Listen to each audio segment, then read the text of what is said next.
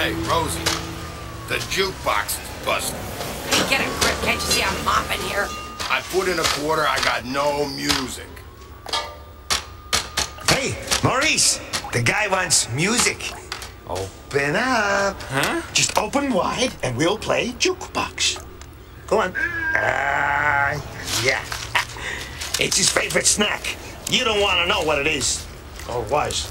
It's been here for a month. But that's okay, because he is a maggot. And a virtual jukebox. Hey, Rosie, the music, like maybe in this century? Music coming right up!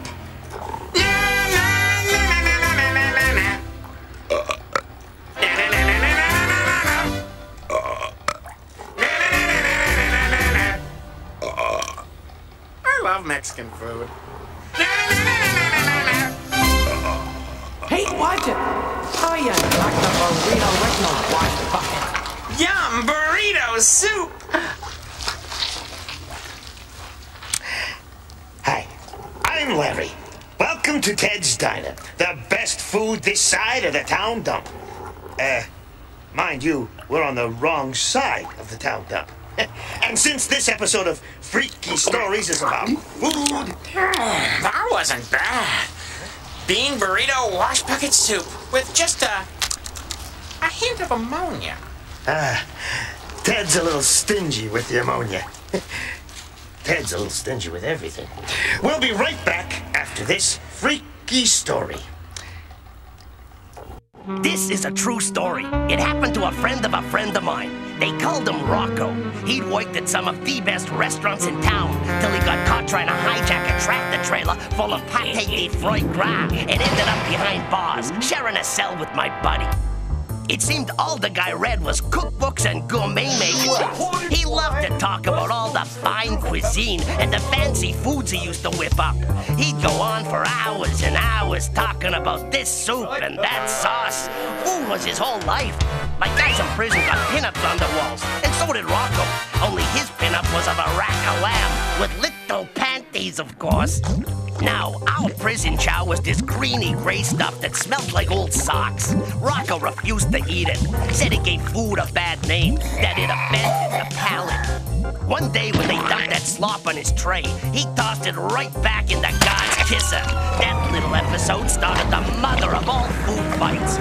That's when Rocco went into solitary and started his hunger strike. He weighed like 300 pounds when he first went in the hole, but in the next few months, he lost more than half of it. So one night, there was this big thunderstorm with lots of lightning that lit up the sky like a gigantic fireworks. A bolt of lightning hit a transformer in one of those electrical substations. Anyway, there was a big bang, and then all the lights went out. Now, while this was all going on, it just so happened that a guard was bringing Rocco his meal, and the blackout surprised this guard, so Rocco could jump him and lock him in the cell. He snuck out into the prison yard where he almost got caught by the guards, but lucky for Rocco, guards can't see in the dark. So, Rocco made it over the wall and escaped into the woods. That night, Rocco saw a truck driver who pulled over on a back road for a pit stop. When Rocco opened the back door, he saw lots of real fancy-looking, good-tasting food inside. It was a caterer's van, and a fancy caterer, too. Rocco's eyes lit up, and he slobbered drool like it was water from a spigot. But just as Rocco was reaching for a platter of them hors d'oeuvre things, the driver finished his business, got back in the truck, and drove away. Rocco was drenched to the skin and bones. A lot later that night, he saw this deserted building, but inside it was pitch black. So he stumbled around in the dark, knocking stuff over and falling down a lot. But then he thought he'd gone to heaven when he bumped into a fridge. It was chock full of plastic containers of food. He couldn't see, of course, but he also couldn't taste or even smell what was getting a cold and a stuffed-up nose from being out in the rain for so long. All he cared about was that it was a fridge and that there was food inside. He was licking his lips like he was about to sit down to a fancy spread at some 4-star French joint. Of course, maybe his taste buds would have thought doink tasted good. I don't know. He picked out and stuffed his face. It was like in one night he gained back all the weight he lost. Did he ever feel good? Good and stuffed. Anyway, Anyways, it was still dark, and since he was real full and real pooped, he fell asleep. When he woke up, it was morning, and Rocco could see. His eyes bugged right out of his head, because on the fridge there was this big notice. Caution, warning, dangerous. This laboratory cooling unit contains materials for medical and scientific experiments. So Rocco pulled the door wide open. The fridge was full of really gross stuff. Parts and pieces of, I tell you what, but I don't want to make you sick. And nearly everything from that fridge was now in Rocco's gut. This is a true story. It happened to a friend of mine. And Rocco, he's back in prison. And these days, he eats anything they put in front of him.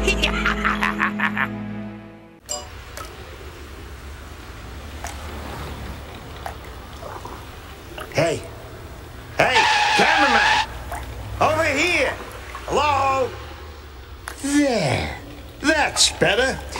Now, where's my assistant? It's hard to get good help these days. I know all about food. Oh, what was that? Your food that you know so much about just made you fat. Really? Mm-hmm. Wow. Maybe I can learn something about food. Teach me, teacher. Okay, so without further ado... Further what? Ado. Gesundheit. Now, here we go. Now, to maintain your nutritional requirements, you've got to have your 4 basic food groups. Red, yellow, green, blue. Got it. Right. Now, the first up here, the blue, is meat. Blue meat, my favorite. Meat just happens to be blue. Oh, yeah, when I'm lucky. Moving right along. Here is our next freaky story. They get freakier and freakier like, you know who. This is a true story. It happened to a friend of well, actually a neighbor of mine. Nobody can say that Patty Pringle isn't a good neighbor. And what people do in the privacy of their own backyards is their own affair. Like I said, I don't meddle. So when I saw that my next-door neighbors, the Taylors, were planning a big barbecue, I said, fine. I hope they get good weather for it, even if I'm not invited. But when I happened to peek out my upstairs window that overlooks their backyard, you know, the one you have to stand on the chair to see out of, I saw that Mrs. Taylor was going to be serving salmon, a whole grilled salmon. And at $12 a pound, who's she trying to impress? And it certainly wasn't my business when I saw their cat, Muffy, jump up on the picnic table and start to nibble on the salmon. Luckily, Mrs. Taylor came outside and caught that stupid cat in the act. Anyway, by the time I came downstairs onto my patio, I could hear Mrs. Taylor having a hissy fit. Look what that stupid cat's done! My dinner's ruined! Well, the first thing she did is grab the cat and hand it over to her precious little Emerson. Now, Emerson's going on and on about how the cat has eaten the eyes out of the salmon and how the cat's chewed up half the salmon's face. And would you believe Mrs. Taylor, just as cool as a cucumber, told Emerson not to say a word to anybody at the party? Mrs. Taylor told him that she'll fix the salmon by decorating it with parsley. Imagine disguising a chewed-up salmon with parsley. Mrs. Taylor and Emerson shook hands and zipped their lips on their little secret.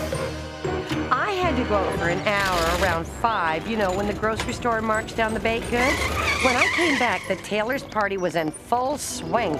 Cars parked everywhere, an awful mess. How was I even supposed to get into my own driveway? Well, as long as they were having a good time, what did it matter? Everybody, and there must have been 20 very loud people there, as if one extra person, me, would have made a big difference. They were just raving about the dinner. Great salmon. Oh, this fish is amazing, Jenny. You must give me the recipe. I've never had fish this tasty. Well, they've never had my stewed catfish, that's for sure. And there was Mrs. Taylor, just soaking in the compliments, when Emerson came running up to her. Mom, I've got to tell you something. Well, Mrs. Taylor tried to shoo him away, but he kept tugging at her arm. Finally, he just blurted it out. Mom, Muffy ate ate the fish and now she's dead. Well, you should have seen Mrs. Taylor's face. I'll tell you one thing, her underwear and fine delicates never come out that white on the wash line. Now everyone started screaming about poison salmon. Well, the shrieks and cries from that backyard, people retching and gagging, rushing to the hospital to get their stomachs. Not what I would call a very successful dinner party. The next day, I happened to see Mrs. Taylor and Emerson in the backyard. I popped my head over the fence and asked how things had gone the night before. A disaster. Everybody hurling and spewing, said rude little Emerson. Their friends won't even speak to them now, said Mrs. Taylor. And if that's not enough, the cat is dead. Oh, by the way, I said about Muffy. Last night driving back from the market, I ran over your cat. I didn't want to disturb your big fancy party, so I just left the poor little thing on your porch. Nobody can say that Patty Pringle isn't a good neighbor. This is a true story. It happened to a neighbor of mine, which is probably why the Taylors don't serve fish for dinner anymore.